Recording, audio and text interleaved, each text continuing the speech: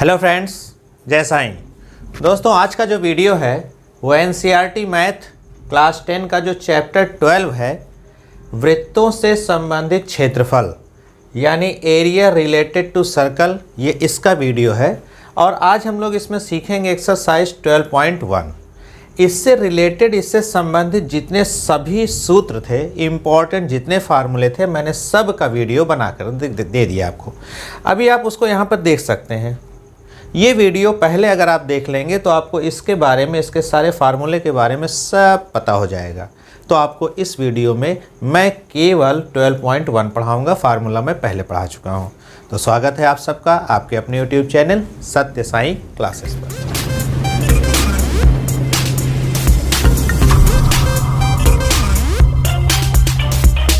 दोस्तों, पहला सवाल देखते हैं।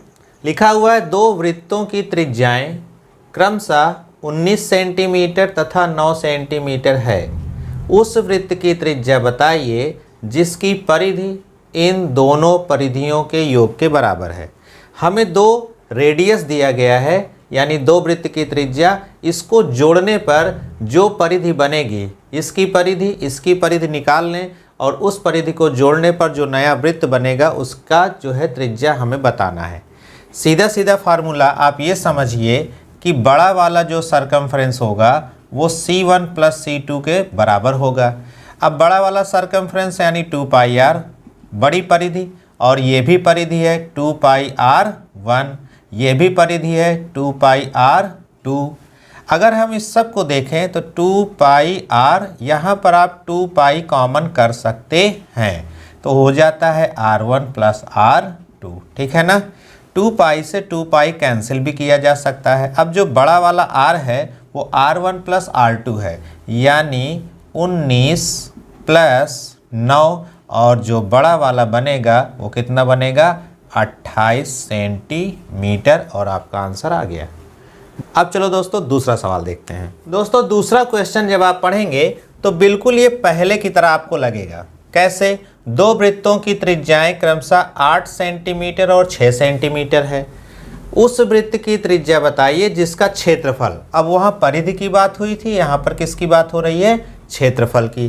तो उसका क्षेत्रफल इन दोनों वृत्तों के क्षेत्रफल के योग के बराबर हो, तो ऐसा जो है उसकी त्रिज्या क्या होगी। तो सेम टू सेम वहाँ मैंने C लिया था, यहाँ मैं A ले लूँगा। A for area. एरिया जो बड़ा वाला है वो A1 प्लस A2 के बराबर है, क्योंकि देखिए यहाँ योग लिखा हुआ है। अब वृत्त का क्षेत्रफल होता है πr², तो यहाँ पे हमको लिखना पड़ेगा πr1 का स्क्वायर, यहाँ लिखना पड़ेगा πr2 का स्क्वायर। अगर मैं यहाँ पर पाई को कॉमन कर लेता हूँ तो हमारे पास होता है r1 square plus r2 square, जो कि लेफ्ट के पाई से कट जाने वाला है। तो r स्क्वायर हो गया, ये पहला कौन है 8, तो 8 का स्क्वायर लिख दो।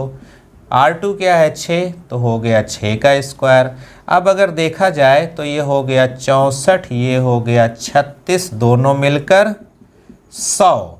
और आप सबको पता है कि अगर r स्क्वायर 100 है तो इधर हमारा हो जाएगा 10 का स्क्वायर। स्क्वायर स्क्वायर कटने के बाद r की वैल्यू आती है 10 सेंटीमीटर, यानी उस वृत्त की त्रिज्या हो जाएगी 10 सेंटीमीटर। Very simple. चलो दोस्तों, अब हम लोग देखते हैं अपना दोस्तों, ये तीसरा क्वेश्चन है, थोड़ा सा बड़ा है। समझो कि आकृति जो ये दी गई है ये एक तीरंदाजी लक्ष्य को दर्शाती है, जिसके केंद्र से बाहर की ओर 5 क्षेत्र हैं, रेड, ब्लू, ब्लैक, वाइट, ठीक है, और जिनमें अंक अर्जित किए जा सकते हैं। तो जो ये गोल्ड वाला है इसका जो व्यास है कितना है, 21 सेंटीमीटर, और जितनी पट्टियां हैं सब 10.5 सेंटीमीटर की चौड़ी है, ठीक। तो इस कंडीशन पर आपको प्रत्येक का क्षेत्रफल ज्ञात करना है। कैसे ज्ञात करना है, इसके लिए हम आपको एक फिगर के माध्यम से यहाँ बताने जा रहे हैं। तो सबसे पहले गोल्ड के बारे में सोचिए। गोल्ड वाले का व्यास दिया है ना, तो आप सोचो गोल्ड क्षेत्र की त्रिज्या को हम r1 लिखेंगे। तो r1 आपका क्या होगा, 21/2, सही कि नहीं। तो r1 का वैल्यू हो जाएगा कितना, 10.5 सेंटीमीटर। इतना याद रखिएगा, मैं यहाँ नोट कर देता हूँ। r1 कितना हो गया, 10.5 सेंटीमीटर। अगर हम R2 पर जाएंगे, इसको समझ लो, तो अब R2 ऐसे जाएगा, तो R2 कैसे निकलेगा? R2 निकलेगा जितना R1 था इसमें पट्टी की चौड़ाई जुड़ जाएगी। R1 जितना था इसमें पट्टी की चौड़ाई जुड़ जाएगी, यानी कुल मिलाकर R1 भी 10.5 था, पट्टी की चौड़ाई भी है, तो R2 आ गया 21 सेंटीमीटर। यहाँ पे मैं लिख देता हूँ, आगे काम आने वाला है। ठीक, अब अगर मैं 3 यानी ब्लू की ओर चलता हूँ तो R3 का फार्मूला हो जाएगा R2 प्लस 10.5, यानी पट्टी की चौड़ाई हमेशा जुड़ती रहेगी पहले वाली त्रिज्या में। R2 कितना शो कर रहा है इस वक्त? 21, इसमें 10.5 आप जोड़ दीजिए तो हो कितना जाएगा? 31.5 सेंटीमीटर। ये हो गया R3, जो कि ब्लू के लिए काम करने वाला है। तो यहाँ पर मैंने लिख दिया R3 कितना हो गया? 3.5 सेंटीमीटर। अगर हम ब्लैक की ओर चलते हैं तो ये आपको R4 दिखाएगा, और इसी नियम से R4 का फार्मूला हो जाएगा R3 प्लस 10.5। R3 हो जाएगा आपका 31.5 और इसमें 10.5 जोड़ दीजिए तो कितना हो गया भाई? 31, 41 और 1 42 सेंटीमीटर। ये आपका R4 आ गया। यहाँ मैं लिख देता हूँ, आगे हमको काम पड़ेगा इसका।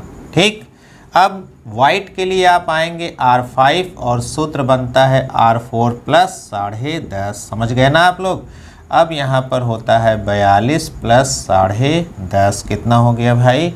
42 × 52 यानी 52.5 सेंटीमीटर। कितना? R5, जो कि वाइट के लिए काम करने वाला है। ओके, इतनी चीज़ें हम लोग रख के तब अब हम सवाल लगाएंगे आपको एक एक करके। तो दोस्तों देखो, यहाँ तक तो हम लोग पहुँच गए हैं। अब हम सबसे पहले गोल्ड वाले क्षेत्र में चलते हैं। तो हमने लिखा है गोल्ड क्षेत्र के लिए, तो गोल्ड एक सर्कल है।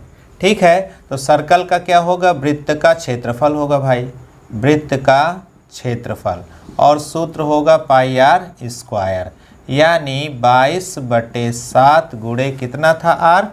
R1 आपका कितना आया है? 10.5 × 10.5।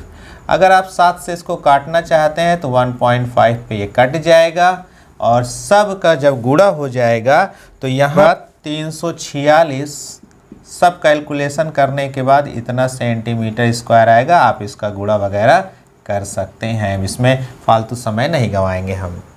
अगर हम आपको रेड पर ले चलें, देखना यहीं से आप, रेड क्षेत्र के लिए यहीं से मेन बात है। कौन सा क्षेत्र हमने लिया है? रेड क्षेत्र के लिए। तो रेड आप देखिए, रेड कोई सर्कल नहीं है, ये एक वलय है। रेड क्षेत्र के लिए आप निकालेंगे वलय का क्षेत्रफल, वलय का क्षेत्रफल, और वलय का क्षेत्रफल होता है πr।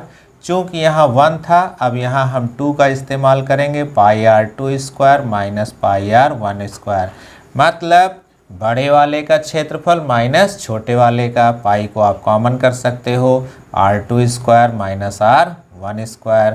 इसको और अच्छे से आप समझ सकते हो, एक बार प्लस में R2 प्लस R1 और एक बार माइनस में R2 माइनस R1। पाई पर आप रखिए 22/7। R2 क्या है? 21। यहाँ देख लो, मैंने कहा था इसकी ज़रूरत पड़ेगी। ये देखिए, एक बार जोड़ हो जाएगा और एक बार घटाना हो जाएगा। जोड़ने से आपको मिल जाएगा कितना भाई? 31.5 मिलेगा ना, 31.5, और घटाने पे आपको 10.5। जब इसको आप काटेंगे तो ये आ जाएगा, और पूरा का पूरा जो गुणा हो जाएगा उस पर आपको मिल जाएगा 1039.5 सेंटीमीटर का स्क्वायर। ओके, तो दोस्तों अब हम ब्लू में आ गए हैं। तो ब्लू में देखिए R1 हो गया, R2 हो गया। अब हम ब्लू के लिए किसको लेंगे? R3। तो चूंकि वलय है तो हमने सूत्र लिखा वलय का क्षेत्रफल, और वलय कौन सा है? तीसरा, तो हम लेंगे πr3² माइनस πr2 का स्क्वायर। पाई को कर लेना है कॉमन, सेम उसी तरह R3² माइनस R2²। सेम उसी तरह एक बार प्लस में R3 प्लस R2 और R3 माइनस R2, इतना फार्मूला चलेगा। आगे हमको 22/7 लेना है। R3 आपका कितना है भाई, ये देखिए 31.5 में जब आप 21 को जोड़ेंगे तो ये तैयार होगा, और लास्ट टाइम में 31.5 में 21 घटाना है, एक बार प्लस एक बार माइनस। तो 22/7 गुणे अगर जुड़ गया तो ये कितना हो गया भाई 52.5, और घट गया तो 10.5। दोनों को आप ऐसे काट दीजिए और आंसर अब जो आएगा वो आएगा हमारा 1732 यानी 1732.5 सेंटीमीटर स्क्वायर। आप इसका तो दोस्तों हम लोग आ गए हैं ब्लैक क्षेत्र के लिए। ब्लैक भी आपका रिंग यानी वलय है। फिर से हम सूत्र क्या लिखेंगे, वलय का क्षेत्रफल, वलय का क्षेत्रफल। लेकिन अब की बार हम R4 के लिए काम कर रहे हैं, देख लो आप। तो पाई R4 का स्क्वायर माइनस पाई R3 का स्क्वायर। सेम वैसे ही पाई को कॉमन करना है, R4 का स्क्वायर लेना है, R3 का स्क्वायर लेना है, दोनों को एक बार प्लस करना है, R4 प्लस R3, और एक बार दोनों को माइनस करना है। अब चलते हैं हम लोग अपने मान पर। तो हो गया R4 कितना है 42 है भाई। तो 42 में आपको जोड़ना है 31.5, और सेम यही चीज़ आपको घटा भी देना है, ठीक है। जोड़ लेंगे तो आपको मिलता है, कितना मिलता है भाई 0.5 मिलता है, 2 और 1 3 हो जाता है, 4 3 7 यानी 73.5। घटाने पे केवल वही 10.5, और इसको काटेंगे ये आ जाएगा। अब इसका जो वलय का क्षेत्रफल आएगा ब्लैक वाला वो आएगा आपका 2425 यानी 2425.5 सेंटीमीटर स्क्वायर। ये हो आखिरी में आ गए हैं, कहाँ सबसे आखिरी में आ गए हैं वाइट। वाइट क्षेत्र के लिए ये भी वलय है। और अब हम काम किसके लिए कर रहे हैं, R5 के लिए। तो फार्मूला अब तक आपको याद हो गया होगा, पाई R5 का स्क्वायर माइनस पाई R4 का स्क्वायर। पाई को आपको कॉमन करना है, R5 का स्क्वायर माइनस R4 का स्क्वायर। एक बार दोनों को प्लस करना है और एक बार दोनों को माइनस करना है। अब तक तो आप सब समझ गए होंगे। यहाँ हमने रखा क्या 22/7, और R5 कितना है 52.5 में कितना जुड़ेगा 42, और 52.5 में से 42 घटेगा भी। 22/7 गुणे अगर इसको जोड़ दिया जाए तो 2 2 4 हो गया, और 5 4 9 हो गया, 94.5। अगर इसको घटाया जाए तो 10.5, जो कि ये कट के 1.5 देगा। और आखिरी में इसका उत्तर आ जाएगा 3118.5 सेंटीमीटर स्क्वायर। दोस्तों सवाल बड़ा था लेकिन मैंने इसको बहुत छोटे में आपको समझाया है, उम्मीद है समझ में आया होगा। चलो हम लोग देखते हैं अपना। दोस्तों ये रहा चौथा सवाल, बहुत ही सिंपल सवाल है। किसी कार के प्रत्येक पहिए का व्यास, आपको पहिया यानी सर्कल दिया गया है, व्यास दिया गया है 80 सेंटीमीटर, और जिसमें ये पहिया लगा है वो कार जो है 66 किलोमीटर प्रति घंटे की चाल से चल रही है। अगर इस कार को 10 मिनट तक चलाया जाए तो जो पहिया लगा हुआ है वो कितने चक्कर लगा लेगा। सवाल बहुत ही आसान है, पहले 2 पार्ट में इसको देखते हैं। पहले पहिए के बारे में समझते हैं।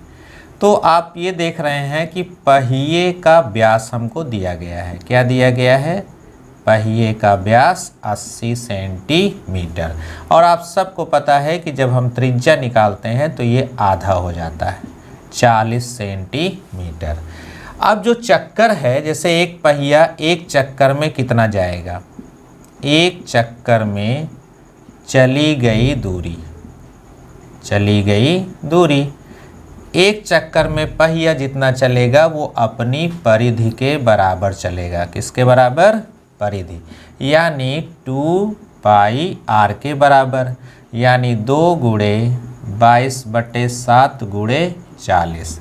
अगर इसको पूरा देखा जाए तो ये हो जाता है 1760/7 सेंटीमीटर वो एक चक्कर में चलेगा। कौन?